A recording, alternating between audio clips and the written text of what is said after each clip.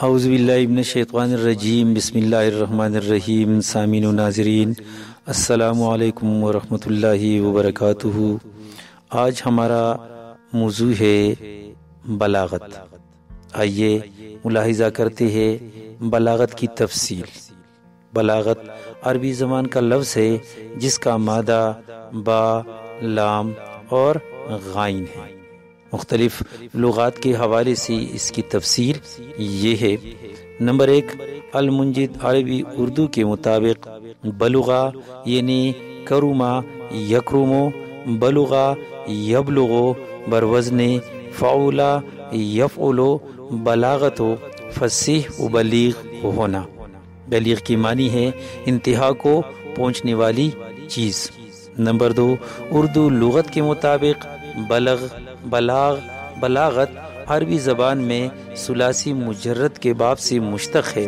اردو میں عربی سے ماخوذ ہے اور اصلی معنی اور اصلی حالت میں مستعمل ہے۔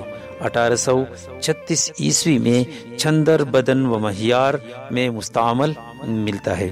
اس میں نکرہ مؤنث واحد ہے۔ اس کی جمع بلاغت ہے، یعنی یائے مجہول کے ذریعے ہے۔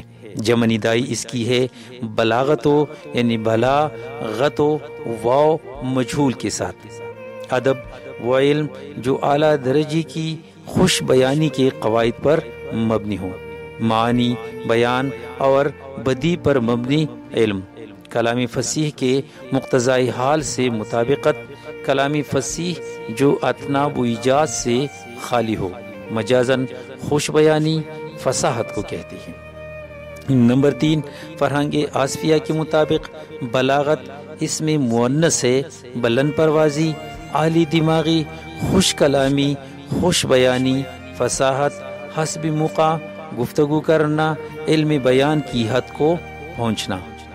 نمبر 4، نور اللغات کے مطابق بلاغت بفتح اول و چہارم یعنی بلاغت، تیز زبانی، کلام میں مرتبہ کمال پر پہنچنا۔ مؤنث ہے، مقتضائی حال کے مطابق کلام کرنا، خوش گفتاری۔ اصطلاح میں وہ علم جس میں اعلیٰ درجے کی خوش بیانی کے قواعد کی تعلیم ہو۔ نمبر 5، قاموس مترادفات کے مطابق بلاغت خوش گفتاری، خوش کلامی، حسب موقع کلام، بلوغ، پختگی، رسیدگی، جوانی، گہرائی، گہرائی وغیرہ کو کہتے ہیں۔ نمبر 6، علمی لغت کے مطابق بلاغت عربی اسم ہے اور مؤنث ہے۔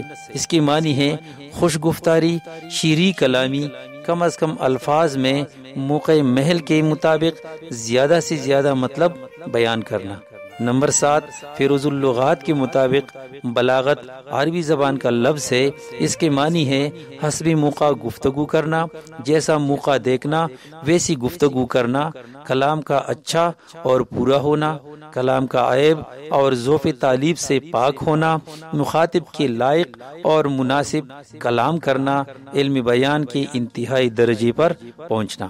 نمبر 8، لغات کشوری کے مطابق بلاغت حسب موقع گفتگو کرنی، جیسا حال دیکھنا ویسی بات کرنی، جوان ہونا۔